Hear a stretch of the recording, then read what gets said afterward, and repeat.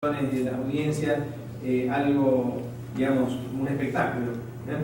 La idea es que, en definitiva, haya una cobertura adecuada de todos esos procesos, una cobertura profesional de todos esos procesos. Y, bueno, un tema de la Biblioteca Central y ahí terminamos. Yo estoy con nada de tiempo. Así después, yo este PowerPoint ya lo están subiendo a la página. En México estábamos analizando, esto ya lo conocen ustedes, son todos abogados, el artículo 6º de la información, digamos, de la Constitución, la relación a la protección de la vida privada, etcétera, etcétera. Bueno, todos los artículos de la Constitución y las leyes que, en definitiva, refieren a la información, el acceso a información pública en supuestos especiales. Ahí tienen la Ley de Igualdad entre hombres y mujeres, la Ley General de Víctimas, la Ley Federal para prevenir y eliminar la discriminación, la Ley de Protección de Derechos de Niñas, Niños y Adolescentes. Son todas reglas específicas y ahí entramos en la Ley Federal de Transparencia y Acceso a Información Pública Gubernamental. Ahí son todos los artículos que están aplicados. Ustedes los conocen, pero así los pueden ver. Esto es todo el análisis. Y esto, algunas de las normas. Ahora me decía Fernando Aguilera Hombre que había una muy reciente de la Corte Suprema, que es de ahora de estos días. Si podés después cuando pasamos el micrófono informarlo. Estos son algunos reglamentos que también se los han mandado en PDF. El reglamento de la Corte Suprema de Justicia de la Nación y el Consejo de la Judicatura Federal para la aplicación de la Ley de Transparencia, el Acuerdo General de la Comisión de Transparencia, de Acceso a Información Pública y Protección de Datos de la Corte Suprema de 2008 y el de 2012, ahora se agregaría el de 2014 que él va a informar. Son todas reglas que rigen la información judicial. Bueno, después viene un análisis detallado y nos vamos a quedar acá. Nos vamos a quedar acá para poder conversar, porque me parece que todo lo que ustedes puedan aportar o hablar o informar sobre estos temas va a ser apetitoso para todos, ¿no?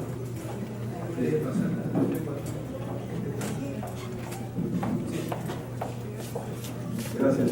Yo tengo algunas preguntas y comentarios que me gustaría hacerte, Oscar, pero antes que ello agradecerte que estés haciendo este esfuerzo por estar aquí.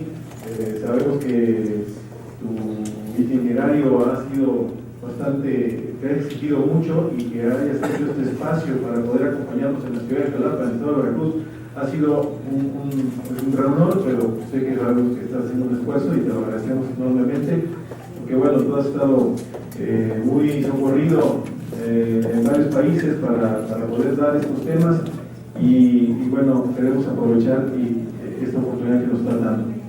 Mira, yo comento rápidamente, lo que te decía era que hay un protocolo que acaba de sacar la Suprema Corte de Justicia en relación con los impartidores de justicia, con todos los que tienen, administrar o procurar justicia, que en relación con el tratamiento que se les debe dar cuando hay involucrada cuestiones de sexualidad, de género. Entonces, esto es muy reciente, tendrá una semana, yo creo que lo habrá emitido la Corte, y la Corte ha estado sacando algunos protocolos en este sentido para que los juzgadores y los que procuren justicia tengan cuidado respecto al tratamiento que le deben dar y sobre todo en la protección de datos personales. Y en estos que consideramos que son sensibles, ¿no? Con lo que tiene que ver con la sexualidad. Bueno, ese es el protocolo, lo pueden buscar en la página de la Corte, están incluso haciéndole publicidad también, porque pues hay que darlo a conocer. Bien, yo tengo dos comentarios. Uno es una pregunta que te quiero hacer en función de una reforma al Código Penal que acaba de existir aquí en el estado de Veracruz, en el que espero que no esté yo equivocado, que lo haya yo leído muy a la carrera y no lo haya yo entendido, y si hay alguien aquí que me lo pueda aclarar, sobre todo porque creo que aquí tenemos la oportunidad de que hay muchas personas que trabajan en la Procuración de Justicia. Tengo entendido que las casas de empeño, aquellas que prestan dinero por alguna cuestión de bienes muebles, inmuebles, vehículos, lo que sea, tienen la obligación de pasarle a la Procuraduría. Los Montepíos, ¿no? Los Montepíos tienen la obligación de pasarle a la Procuraduría un listado de todas estas operaciones o transacciones comerciales de préstamo, cuando, ahí es la parte que no recuerdo bien, y estaba yo buscando ahorita en internet el correo que nos mandó la de jurídico, nuestra encargada de jurídico, que por ahí anda, que nos mandó la Gaceta Oficial de la reforma y que no encontré, porque quería leerlo bien, ¿no? De que parece ser que esta cuestión le tiene que dar un listado de todo este tipo de operaciones que hagan. Ya no sé si es cuando exista sospecha de que es una operación, normalmente o suele suceder que pues alguien toma prestado lo que no es suyo y lo va a empeñar, ¿no? Entonces estas situaciones, bueno, de alguna manera tienen que controlarse. Ahora, aquí encuentro una colisión. Estas listas se deben hacer públicas. Cuando está involucrado realmente una situación en la que hay un ilícito, un delito, un tipo penal, en el que la sociedad está interesada en conocer, en la que la sociedad también quiere saber, y sobre todo a lo mejor hay dentro de esa sociedad, ahí está el afectado, ¿no? De que fue hurtado lo suyo, ¿no? Entonces, ¿cómo llegar a proteger esta cuestión del derecho a la intimidad o la cuestión de los datos personales con la cuestión del derecho a la información cuando hay involucrados sus valores, ¿no? Esa es la una. Y la dos, ya para terminar, y sobre todo porque no, también... Si quieres contesto esta y... bueno, perfecto. Sí, para no perderme yo también. Ok. Bueno, primero les quiero agradecer enormemente. En realidad para mí no es ningún esfuerzo. Es decir, ahora me tuve que forzar la voz porque evidentemente ha sido el aire acondicionado que me afectó. Pero para mí es un gusto y sinceramente no hay nada que me guste más en mi vida que dictar conferencias, de compartir con digamos, los colegas, porque yo acá en realidad no me considero más que nadie. En realidad todos estamos desde un lugar, tenemos alguna especialización. Tal vez yo sepa un poco más que algunos de ustedes en algún tema y ustedes seguramente sabrán en otras cuestiones más que yo. Y esto es un lugar donde para mí es fantástico venir acá, lo reconozco, y también poder intercambiar y llevarme cosas que también conozco de ustedes. Y yo no tendría el lugar que tengo afortunadamente para mí en la sociedad latinoamericana si no me enriqueciera permanentemente con ustedes. Esto para mí realmente es un gusto profesional y también en lo personal, porque voy cosechando amigos, mantenemos permanente comunicación. La verdad que la dimensión humana para mí es importante y además estamos hablando de derechos humanos, que esto hace al desarrollo de la sociedad, a la mejora de nuestra sociedad en general, y en la medida que busquemos consensos para que todos tengamos una base mínima cada vez más alta de protección de los derechos, mejor vamos a estar. Y esto va a ser mejor para todos nosotros y para nuestros hijos y nuestros nietos. Ya uno ya está pensando en nietos, aunque ya tenemos hijos veinteañeros que en cualquier momento, si no nos hicieron ya padres y no lo sabemos, en este caso abuelos, pero en cualquier momento queremos pensar en un futuro mejor para ellos y para mí esto es fundamental. Voy ahora a la pregunta para no demorar. El tema de la protección de aspectos que hacen a la intimidad es un tema muy importante. Y este ejemplo que vos pones, lo hablo como argentino, que tú pones, mejor lo hablo, voy a ponerlo más neutral, que tú pones es bien paradigmático. Nosotros tuvimos situaciones relacionadas con personas con el acceso a los planes sociales. Es decir, el gobierno da planes sociales a personas que no tienen ingresos y que necesitan hacer algo, como conversábamos en el carro, y que necesitan el auxilio de dinero que obviamente paga el Estado y lo pagamos todos en la comunidad a través de los impuestos, a personas que no tienen ingreso económico. Bueno, allí se da un conflicto entre el derecho a acceder a esas listas que tenemos todos como ciudadanos para saber supuestamente a quién se le está dando y controlar si esa persona efectivamente es o no es pobre. El mismo problema se dio, de hecho, esto hasta ahora no ha generado ninguna declaración judicial, hasta hoy. Es un tema que puede dar lugar para las dos soluciones. Uno tendría que, a mi modo de ver en esos casos, recurrir al estándar el doble proporcionamiento, si es la palabra, de la información. Una primera sesión de datos anonimizados de manera global y después, si esa persona tiene un interés legítimo, permitir el acceso al dato de la persona. Es decir, se acredita por qué quiere, es decir, bueno, a ver, por ejemplo, en este barrio hay 10 personas que tienen planes sociales. Bueno, y si ese barrio específicamente es un barrio VIP, evidentemente no puede haber personas con planes sociales. No evidentemente, casi seguramente no, pero podría ser que en ese barrio VIP viva una persona que está digamos que, por ejemplo, empleada doméstica de una persona de allí que está lo único que está es por casi comida. Entonces no tiene ingresos, lo único que tiene pero no puede movilizarse, ya no tiene, no sé si me explico. Entonces, para dar un ejemplo, que no se da en la práctica porque tiene que tener remuneración, pero estoy tratando de dar un ejemplo. Allí habría que acreditar por qué yo quiero acceder a ese nombre y a ese dato.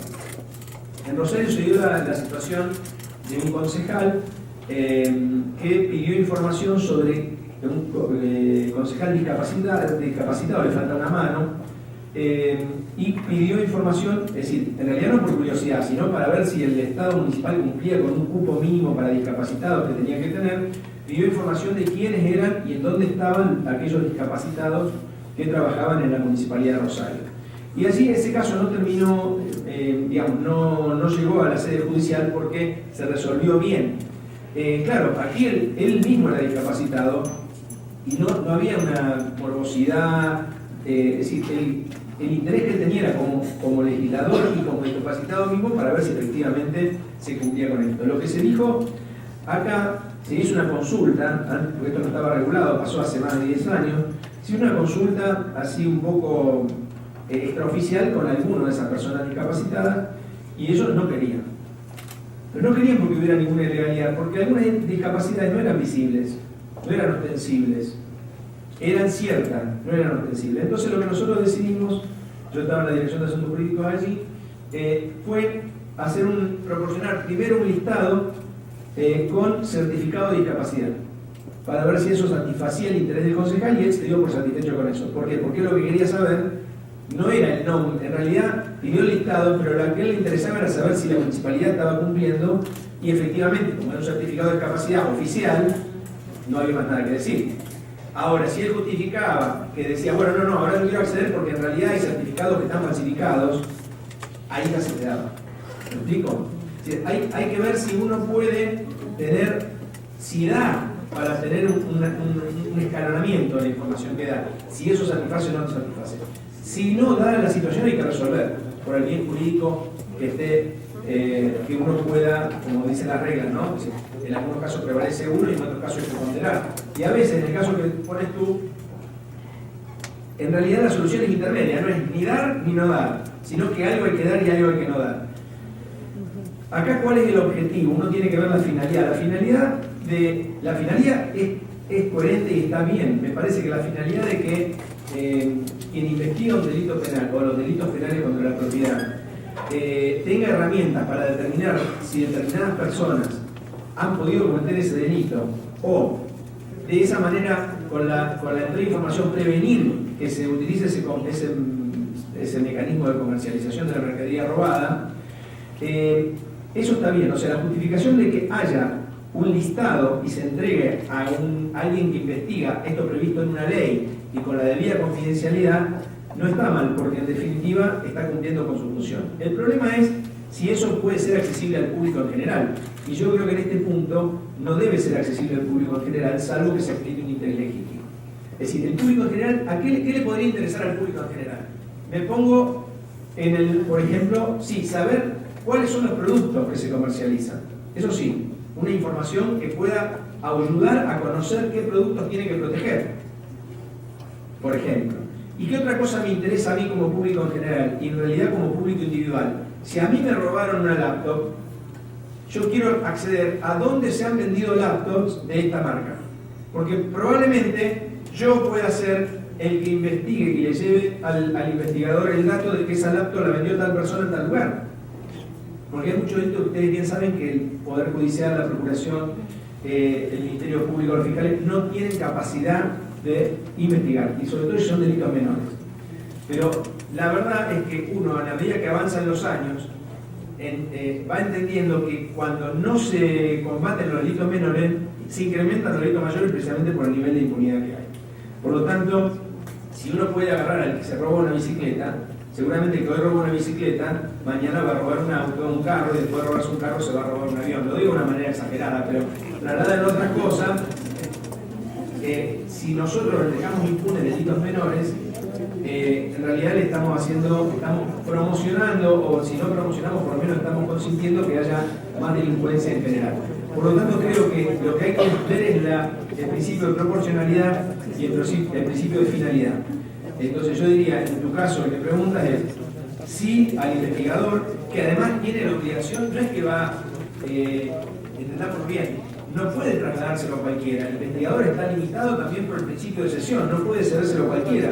Tiene que investigar para una cuestión determinada y no puede, y tiene secreto profesional. Toda la ley de protección de datos dice que aquel que accede a una información en un banco de datos, como en este caso, tiene obligación profesional de no comunicarla, salvo que se den las situaciones legales, que en este caso sería la imputación de un delito, ¿no? O la prevención del delito respecto a otra víctima. Si yo en la investigación detecto que esto es el acto preparatorio de un delito hacia otro, o lo mismo que el médico que conoce la enfermedad de alguien y sabe que eso fue un tema de SIDA, de personas que cuando el SIDA era plenamente mortal, digamos, de entrada, que no había tratamientos, había personas que una vez que se infectaron salían a infectar a todo el mundo. Y iban al psiquiatra y le decían, hay jurisprudencia norteamericana sobre esto.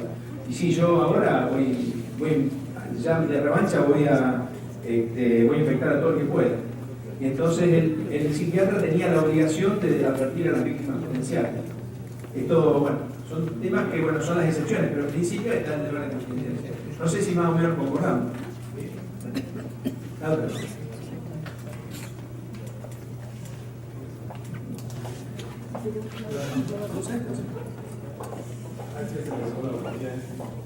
Me ha quedado muy claro, la verdad es que sí, coincido contigo. Nada más quiero dar un punto de vista respecto a eso, que esto de las listas del tema que quieras, solidaridad, beneficios, premios, programas o en este caso cuestiones de dudosa procedencia, tienen una connotación cultural muy fuerte. En el grado en que el pueblo en general estamos en el franca desconfianza de lo que no nada más hacen las autoridades, sino lo que hace mi vecino, estamos más interesados en que se den a conocer de manera más amplia. ¿Por qué? Porque estamos bajo la sospecha diaria de todos. Y entonces, digo, eso tendrá que ir migrando cuando vayamos alcanzando mayor grado de confianza. Y entonces sí no estaremos tan preocupados en conocer a quién le dan y por qué le dan y cuánto le dan. Es una connotación cultural. No, y yo creo que hay que adaptarlo ahí. La propia Corte Interamericana y la Corte Europea hablan de margen de apreciación nacional. En este caso sería el margen de apreciación local. Es decir, un derecho puede tener una regulación algo diferente en algún lugar porque precisamente me imagino que en un lugar donde pueda haber, donde sea un foco de narcotráfico, de lavado de dinero, etcétera, etcétera, las normas de prevención de los delitos podrían ser más fuertes que en un lugar donde no las hay, porque precisamente se adapta esa solución a un problema local. En Perú, por ejemplo, tenemos el gran problema, no es problema, pero yo creo que la Corte Interamericana lo va a convalidar si en algún momento se plantea. No se planteó cuando existía, ahora ya no, pero lo que llamaban jueces sin rostro. Entonces los jueces sin rostro, ¿cómo? A mí me está jugando y no sé quién es. Entonces, ¿qué control tengo yo? Pero sin embargo, por cuestiones de seguridad de los jueces, se decía, bueno, ustedes lo están juzgando, de estos 50, hay 3 de estos que lo están juzgando, no sabemos cuál es. Usted lo que puede hacer es impugnar de los 50 a quien usted entiende que no lo puede juzgar, pero no puede saber quién lo juzgó, porque si no, obviamente hay represalia. Acá en México ha habido casos que yo recuerdo de personas que, por ejemplo, habían muerto en combate contra narcotraficantes y después no solamente lo mataron al policía, sino que después en revancha le mataron a la familia. O sea que un poco esto de la percepción de la identidad, en algunos casos tiene que ser visto con una parcialidad respecto de la situación particular. Sin duda es el contexto. La otra, la pregunta, la segunda que quiero hacerte, Oscar, es que más que una, también es pedir tu opinión, tu posición, porque en la práctica de los ministerios públicos me ha tocado ver, porque afortunadamente no como presunto, o bien como testigo o como abogado, que cuando llegan a hacer una declaración, le toman sus datos generales y tomando algunos principios de calidad, de proporcionalidad, de finalidad que tiene la protección de datos personales, considero excesivo algunas cuestiones que le preguntan a estas personas que van a hacer una ¿Está casado o no está casado, por ejemplo? Si tiene hijos, cómo se llaman, si sus padres viven, cómo se llaman, si fuma, si toma, qué religión tiene. Digo, a mí, en lo personal, que me hace excesivo, creo que en algún momento el Instituto Veracruzano de Acceso a la Información tendrá que pronunciarse al respecto y tendrá que decirle a la Procuraduría, oye, dejen de estar preguntando esas cosas, ¿no? Salvo que me demuestres específicamente en determinada situación que tiene una finalidad, ¿no? No sé, si le pregunto, ¿tomas? Es porque a lo mejor venía conduciendo el estado de ebriedad. Bueno, digo, es absurdo el ejemplo porque pues, si así venía y ya los peritos lo determinaron, pues ya para qué le pregunto si toma, pero bueno, no toma, ese día se le ocurrió tomar, ¿no? Entonces, bueno, esas cuestiones, yo sí quisiera hacer un comentario al respecto, a ver si coincides con un servidor. Gracias. Gracias. Bueno, a ver, por supuesto que los principios de protección de datos, que son principios que deben regir no solamente en el tratamiento de datos en banco de datos, sino que son principios generales del tratamiento de información, y también dar una pauta de qué se puede y qué no se puede recabar, más allá de que después se puede poner un banco de datos, por ahí eso queda en una hoja de un expediente y no se traslada a un banco de datos. Pero independientemente de eso, como tiene la posibilidad de trasladarse por un banco de datos, hay que respetarlo igual. A mí me parece que ahí el principio de proporcionalidad de finalidad tiene que ver con que uno pida lo que pueda tener relevancia. En el ejemplo que tú dices del ebrio que chocó y que ya está determinado, bueno, si justifico la relevancia en pedirle en saber si era o no tomaba normalmente, podría ser para saber si alguien que no tomaba normalmente podría haber una atenuación en la culpabilidad en el sentido que no sabe cuál es su medición. Por ejemplo, yo nunca tomé, jamás tomé por una cuestión médica, por ejemplo. Bueno, y a lo mejor no sabía su nivel de tolerancia. Ustedes saben que todo el tema de la alcoholemia depende de la tolerancia del cuerpo, no todos metabolizan del mismo modo ni les lleva al mismo tiempo bajar la graduación de alcohol. Si yo entiendo que esa pregunta es conducente a penarlo o no penarlo, entonces sí podría hacerla, pero si no, ¿qué me importa? Si lo importante, como decís vos, es si yo tomé o no tomé ese día y ya está aprobado, porque por curiosidad. Acá lo que pasa es que las preguntas generalmente se hacen por curiosidad de quien pregunta y no por finalidad investigativa. Acá todo el principio de proporcionalidad, de justificación, que haya una finalidad legalmente relevante que haga la investigación es lo importante. A ver, si está divorciado, está casado, está juntado, ¿qué importa? Si lo que importa es si venía borracho o no venía borracho. Tal vez le puedo preguntar si previamente tuvo alguna discusión o lo que fuera que generó que se fuera a un bar a tomar algo y después, no sé, a lo mejor en ese momento se peleó con la mujer y terminó en un bar sin darse cuenta y terminó borracho, y yo atenuaría la pena porque, bueno, me da pena este hombre y no fue una situación de conducción irracional, no sé. Estoy tratando de poner el mismo ejemplo que tú dices. Pero, repito, no hay ninguna necesidad de pedir más datos de lo que son relevantes para la investigación. Por supuesto que si es una investigación que está vinculada con un delito de asociación ilícita, ahí sí me va a importar con quién está casado, si tiene, qué familiares tiene, porque esto probablemente, él se puede negar a darlo, porque nadie está obligado a proporcionar esos datos, salvo que sea testigo, en cuyo caso la remisión, si no hay una justificación, puede interpretarse como que el testigo es renuente porque tiene cosas que ocultar. Pero me refiero que en general, cuando uno investiga, tiene que ir por la rama que va. Si es un delito de asociación, tendría que ver quiénes son los primos, quiénes son los tíos, por lo menos, o si no, averiguarlo por su cuenta. Lo que pasa es que es más fácil preguntar que pedir un informe al registro de las personas, ¿no? A veces es más fácil eso. A veces el propio imputado o investigado da la información que le lleva tiempo buscar.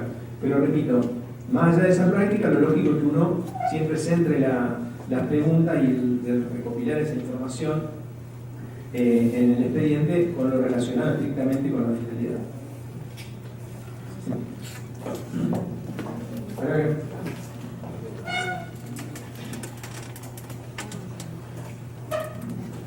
Buenas tardes. Mi nombre es José Antonio.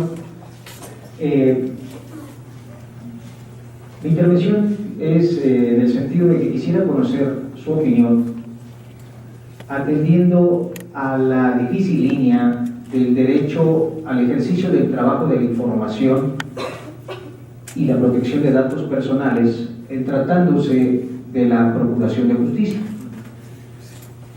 Existe la costumbre de que nos enteramos de un hecho delictivo bajo los principios a veces de prevención del delito, más que como apología de este, como conocer el modus operandi, y de repente pues salvaguarda, oye, fíjate lo que pasó, están trabajando, sí, aguas con esto, cuidado con el otro, y así nos conocemos. No nos interesa ni el nombre de quién le pasó, ni la víctima, ni él, pero hay gente que sí le preocupa que salga, que te fuiste víctima de un pacazo o de un ejercicio de fraude donde tú fuiste cómplice del defraudador por ambicioso, por darle un tilde tierno, ¿no?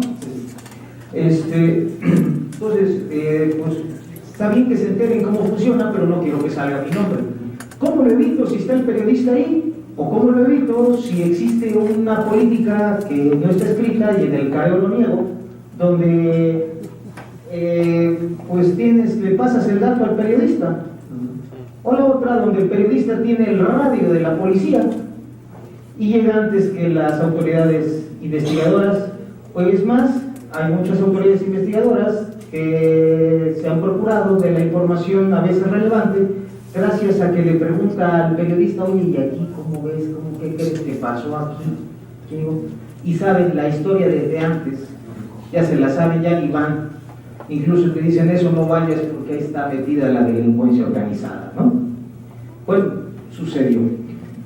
Bien, finalmente, es su opinión sobre esta delgada línea y también sobre los aspectos no solo en la Procuración de Administración de Justicia, sino en los mecanismos administrativos para la permanencia y la contratación de empleados que van a trabajar en la Administración o en la Procuración de Justicia. Las mecánicas que establecen para los trabajos de control de confianza, donde, bueno, hay alguna persona que trabaja en un área de investigación policial súper secreta y súper peligrosa, y anda con capucha, y anda con policía y guardias y todo lo demás, y se guardan los datos y todo, pero a la hora de hacer el examen van y le preguntan a sus vecinos, y tienes que dar el dato de 3, 4 vecinos que digan tu currícula oculta, cómo eres cuando te emborrachas, cómo eres aquí en la calle, no tiras balazos ni le andas pidiendo favores sexuales a tus vecinos o a tus empleados. ¿Y para qué? Es que fíjate que tu compañero trabaja en la unidad especializada en servicios de investigación ultrasecreta y misteriosa del Estado. Y ya por lo pronto, pues yo, fíjate, como siempre lo vi con ropa de enfermero, ¿no? Ahí es donde me entero que es policía y que se hacen cuestiones de... Pero si yo no doy ese dato, no permanezco en el trabajo o no tengo acceso a entrar en ese trabajo. Entonces ahí habría que ver hasta dónde, porque también a la hora que hace uno de los exámenes de control de confianza me contaron, te preguntan, oye, ¿qué pasado tienes? ¿Qué pasado tienes? No, pues ninguno. ¿Cómo no? Aquí te tengo en el buró laboral. Has demandado. Aquí estás. Incluso hay compañías en México que pagas un derecho y cómo le hacen sigue siendo un misterio. Pero saben con quién te peleaste, qué asunto tienes, civil, penal, laboral. Incluso cuando vas a pedir trabajo te dicen, Julia, con la pena, fíjate que tienes una demanda pendiente. Cuando arregles eso, date una vuelta conmigo. Oye, ¿cómo? Si ese es, no sé, pero él es potencialmente peligroso, y más cuando el pleito es contra el mismo Estado, que es el que finalmente a través de otra institución te va a dar de comer si te dejas, ¿no? Y existe también la cuestión del buró de crédito y el derecho al olvido en el buró de crédito y el derecho al olvido en el buró laboral o en cualquier ejercicio de... Existe una figura, por si me equivoco, no es comercial, el búho legal. El búho legal es una empresa que pagas un derecho y cuenta toda tu vida, tu historia, y lo va discriminando por finca. sigue siendo mi duda, porque pagas, incluso paga, está en internet